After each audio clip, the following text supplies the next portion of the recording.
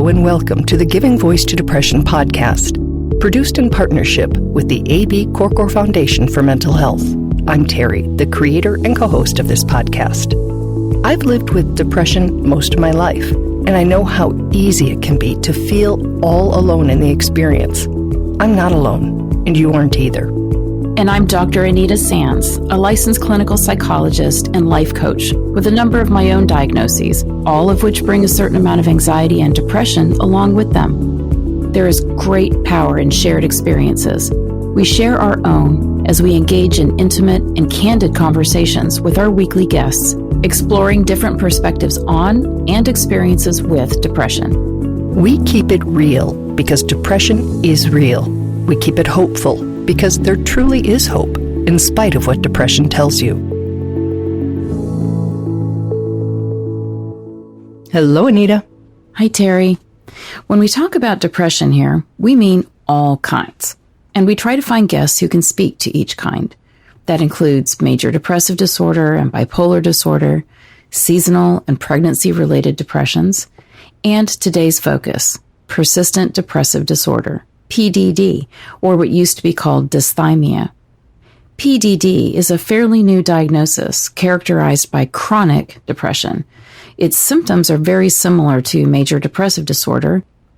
The distinction with persistent depressive disorder is its persistent or chronic nature. While people with major depressive disorder may have days or periods of time where they feel better, those with dysthymia or PDD have depressive symptoms almost all the time for a very long time. It's worth noting that a person meeting the diagnostic criteria for PDD can also experience major depressive episodes. When the major depressive episode has ended, however, there is a return to the previous state of chronic depression. This co-occurrence of PDD and major depressive disorder is sometimes referred to as double depression. Today's guest, Lori, while not formally diagnosed with PDD, has lived with chronic depression for about 9 years now. She has also experienced major depressive episodes and will describe how they differ. Here now is Lori in the first of 2 episodes, giving her voice to depression.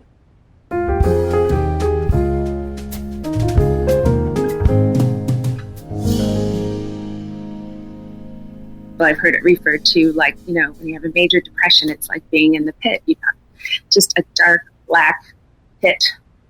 But then you know that you're going to be able to climb out. It's going to take a while, and it can be slow, but you know that you're going to be working your way back up into like life with air and sunshine and things.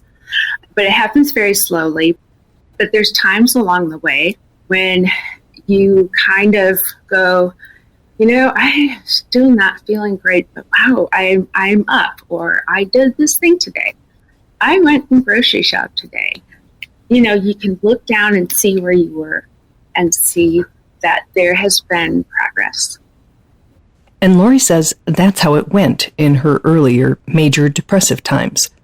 As hard and as slow as it was, she got back to solid ground, a place she felt and was seen by others as normal, a place from which she could resume life pretty much as she'd known it. So that's what she was expecting in 2014, but it just didn't happen. And it feels like dysthymia, like it get to that point where you're like, hey, I'm functioning better. Okay, I can do some of these things. I'm not, laid out flat where I just can't function. But it feels like that's kind of where I stopped. But I've never truly regained the emotional feelings of what it feels like to be out in the sunshine, like normal. You described it as sort of living at a 5 or 6. Yeah. I feel like I function at about perhaps 60%. It ebbs and flows. There's times that maybe I can go a little better than that. There's times where I go less than that. So I can do things, but it's still really hard. And I just have to push myself to keep going because I have to. I don't have a choice. And while she's functional, Lori says that stuck place is a really risky one. It's scary because you're closer to the bottom. So if you're operating at your normal and really challenging circumstances or whatever it is, and you kind of go into the blues, maybe you're down to 80 or 90, okay? But then, you don't go all the way down into the pit. You don't go all the way down to 0 or 10. But when you live at 60 and you go down, you're still getting pretty close. You don't start out as well. So you're closer to the bottom. So just maybe sometimes even a little swing can make a dramatic difference in how much I'm able to function, because it's like starting out underwater. The word underwater reminds Lori of an experience she had that serves as a powerful metaphor for what living with chronic, even lower intensity depression is like. Yeah, I was taking a bath and I had some music playing. And I wanted to get my hair wet, so I kind of dunked myself under the water. And a song came on, like the song changed. And then I kind of realized that I could hear the song enough to identify it, to know what it was, but I really couldn't hear the song itself. And then I came out of the water, because of course this all happened in like a couple seconds. It wasn't like I was underwater contemplating life. Didn't have a snorkel. Yeah. No. But when I came back up and I was thinking about it, because all of a sudden, I could just hear and experience the song. I got all the feelings of like, I really love this song, because I could hear all of it. And I just feel like that's kind of how I live a lot every day. I mean, every day is that I can function. I can do things. It takes an extreme amount of energy, but it's really hard to find true joy in things. It's funny, in a not at all ha-ha way, how often we use the word joy in these conversations, when many of us would be thrilled to experience something approaching contentment or happiness. But all those feelings can just seem out of our reach. We're there, but not really there. We may be smiling, but it seems more like muscle memory or meeting an expectation than an actual connection to the moment. So like say something with my kids and I'm doing something, I can be like happy about it. I can know that I should be feeling joyful about it. Like this is a joyous occasion. I know what it should be. I just can't get there. If we were close, if we were family, if we were friends, would I know that? I guess that would depend on how much I share with you about it, how much I tell you about it. Maybe if you've known me for a long time, long enough to know me back, 15 years ago when I was feeling like my normal self, in between things, perhaps you would notice a difference. Or you might think, she seems blue today. But it would really depend on if I told you. So you fake it well enough that someone who doesn't know you wouldn't know. Yes. It sounds flat. That's the word that's coming to mind, just flat. Yes, that's a great word. I'm surprised I didn't think of that myself. Yeah, it's very flat. You just kind of feel like this is just what we're going to do today, every day. Yeah. Talk to me about mornings. I know that people with all kinds of depression talk about mornings being very hard. And you have shared that they are for you as well. In what way? Because every single morning I wake up and I'm really disappointed that I woke up again. Because I just don't want to. Because when you have to just use so much energy just to do the normal things people do every day, you just don't want to. And so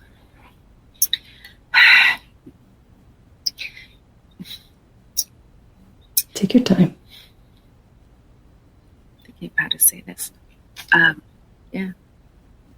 Yeah, I don't know how to explain to people that it's not like a lot of people might go, well, yeah, of course. I struggle to get out of bed in the morning.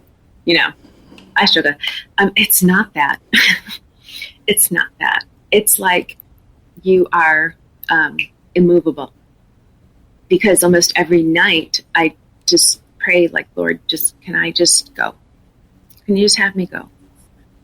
Because it's just too hard. It's so hard to stay, you know. Like, I don't want to go, but I don't know how to stay. And it feels like, you know, I have like a beanbag chair full of lead on top of me. So I just need people to realize that it's not just, I struggle to get out of bed in the morning. It's not like, I need more sleep. It's like, I'm awake and I can't do anything. It's hard to hear that. It is a lot harder to live it. And we've heard it from so many of our guests. It's called passive suicidal ideation, a desire to just be gone, to be done with it, without actively making a specific plan to carry out those thoughts. Some of our guests have described it to us as the desire to simply disappear. There's times where even, you know, I'll say, come on, Laura, we got to get out of bed. And my body just doesn't even respond because there's just this being exhausted of life and going, no, I don't want to do another day. I just don't. I don't want to do this again. I think I say that every morning. I don't want to do this again. Life is too long.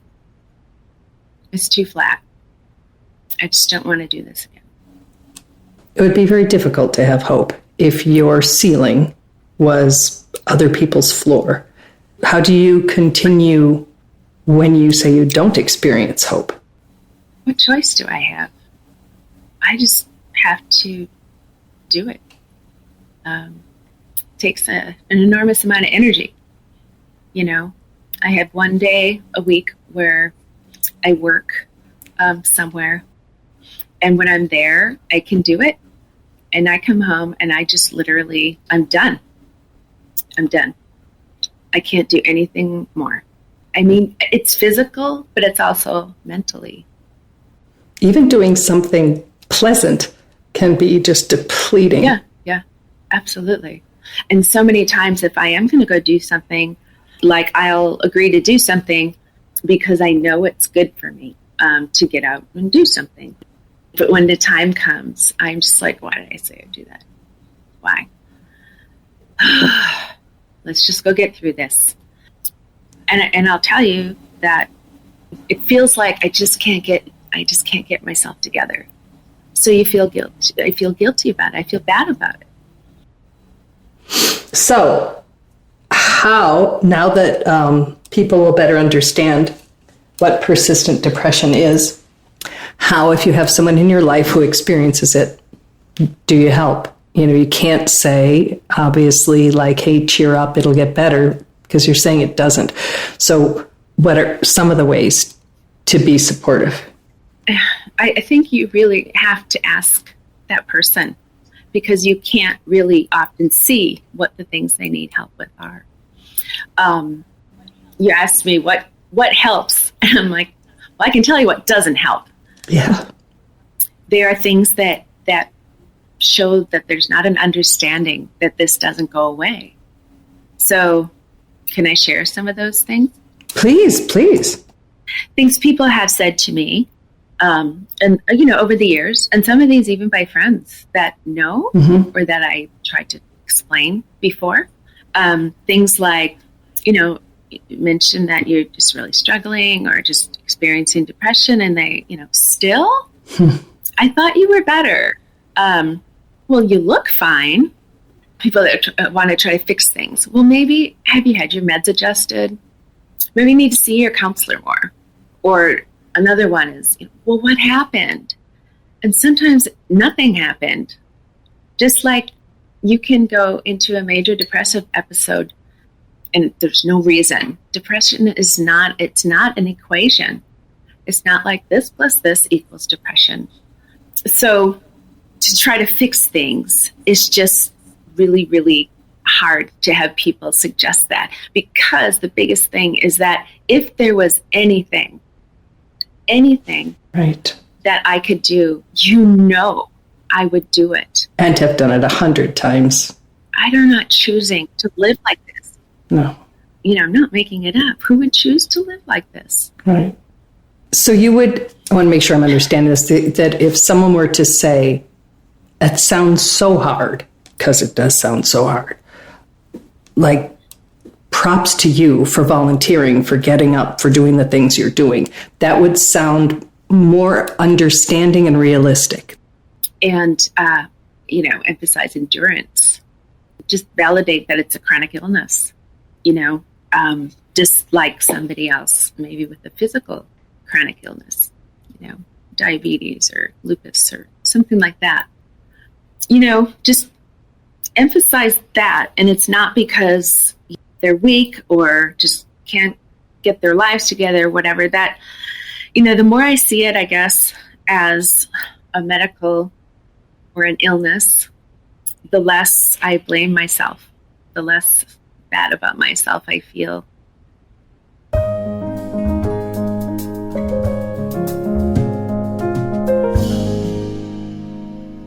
So, Anita, to be honest, I did this interview several months ago and have sort of been sitting on it.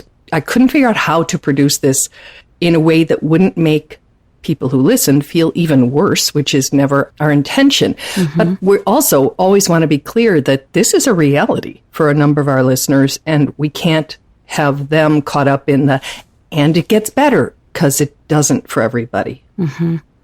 No, that's absolutely true. And I'm really glad that we are doing this two-part piece on persistent depressive disorder, because that is the reality. And, first of all, I just want to say thank you to Lori, for coming forward and talking about this, and major props to everyone who is managing chronic depression. Mm-hmm. There's nothing to say that, major depressive episodes are not also absolute hell, but a milder form that just goes on and on and on. It's, the slow grind. It's not milder in the sense of the impact on the person, because it can just literally feel like you're being worn down on this daily, weekly, monthly, sometimes yearly basis. Mm-hmm. And the suicide risk for persistent depressive disorder is also there, not in the same way that it might be for somebody having a manic episode or a very, very severe depressive episode, but more in that sense that Lori was talking about just feeling worn down and just not wanting to get up and do this, this grind again for another day. Mm-hmm. And I just think it's really important to note that this chronic depression, the PDD, doesn't happen as a result of a failure to treat major depression correctly. I think that's important to state. Like, the person who has PDD didn't somehow fail, or they're not doing something incorrectly. Their doctors, their therapists are not necessarily doing something incorrectly. It's why it deserves its own diagnosis. It is a reality, like it is its own thing. And having to come to terms with the fact that you're dealing with something chronic that isn't going to go away quickly is really important for being able to manage it. And when I think back to one of our guests, Wally, who had modified AA's 12 steps to manage his depression, which, when I think about it, felt like it was more chronic. I really liked it because I think he said something similar about he gets up, he knows he's going to deal with depressive thoughts every day, sometimes even suicidal thoughts every day. And so he came up with this protocol to manage it. And I think any person who deals with something chronic is going to have a way to manage it on a daily basis.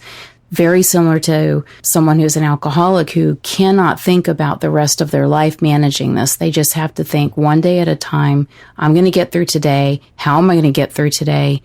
And have that list of things that they're going to do to get through today. And I think it's very similar if you're dealing with chronic depression. And we mentioned that this is the first of a two-part series because between our doing this interview and the one you're going to hear next week, Lori went to a 3-week treatment facility and learned a lot of new ways of thinking, new tools for her toolbox, a number of things. And while she still has what she has, it did affect a shift. And she said, will tell us she no longer goes to bed dreading waking. And when she wakes, while it's still difficult physically and mentally to get up and get the day started, it's not because she wishes she hadn't wakened. That's, it's not for me to define whether that's a major shift or just a shift, but it is something different. And so when we hear all the time, something can change, something can change, something can change, it can be so hard and I'm sure frustrating to hear when you feel as if you have, in quotes, tried everything and nothing has changed. So what do you tell your clients? I mean, it must be really difficult to keep hope. Yeah, it is. And honestly, we just never know what is going to cause the shift or the change. Sometimes it's time, not giving up, continuing to do all of the things that we know should be affecting depression in a positive way. Sometimes there are things that will happen and occur from the outside that none of us could predict. Sometimes we'll discover that there was something in the person's diet or the environment that was causing inflammation that none of us knew about. And once we can figure that out, that's a major piece. Or, something good can happen, some shift and change in the person's environment or family or friend group or work situation. There's just so much that's unpredictable about life. And, that can be a source of stress a lot of times, the unpredictability. But I always also think of it as like the one reason we should always have hope is because we don't know what's going to happen in the next 5 minutes, 5 days, 5 months, 5 years. And because we don't know, there could be something that we can't see now that's going to improve the situation. That's going to happen. And it will likely happen. So the focus is, how do we get through today? We use our mindfulness techniques. We practice self-compassion and self-care. We stay here in the moment, just getting through the moment, because the moment might be the most difficult one. But if we can just get through that and then get through the next one, all the next moments will sort of take care of themselves, and we can do it the same way. And then whether it's time, whether it's cumulative effects of doing these little things, whether the cumulative effects of being on medication, waiting for those things that will create the shift to happen, we'll be around to be able to experience it and to see that shift occur. So again, the most important thing is to stay so that you're here to see the shift. And that's what we always come back to is, please stay. That's the most important thing. And then the next most important thing is, let's not make staying be so miserable, because that's not okay either. I don't want you to stay and be miserable. I want you to stay and have life be actually something worth feeling like it's worth living. And so then we go from there. Right. And I remember, I wish I could remember who it was, but it was years ago. A guest said, you don't have to be hopeful about your future, but try to be at least a little curious. And that was enough for him. And sometimes that's what we hold on to. That's a great thing, because I think that's a lot to ask of someone who, especially with chronic depression, who's been depressed for years, to say, but you got to stay hopeful and optimistic. Right. They have a lot of data points, a lot of evidence to say, I've done a lot of things and nothing's working, and you're still asking me to be hopeful. Right. So instead, I would just say, I think being curious, let's stay, let's not give up, and let's see what can happen. And we do have, I think, enough personal stories of people who didn't give up and they waited and the shift occurred or something happened. Something just clicked and they're really glad they stayed. And those are the stories that we highlight. And that's what I want people to remember. Excellent. Thank you so much, Lori. Look forward to next week's episode as well. Thanks, Anita. Thanks, Terry.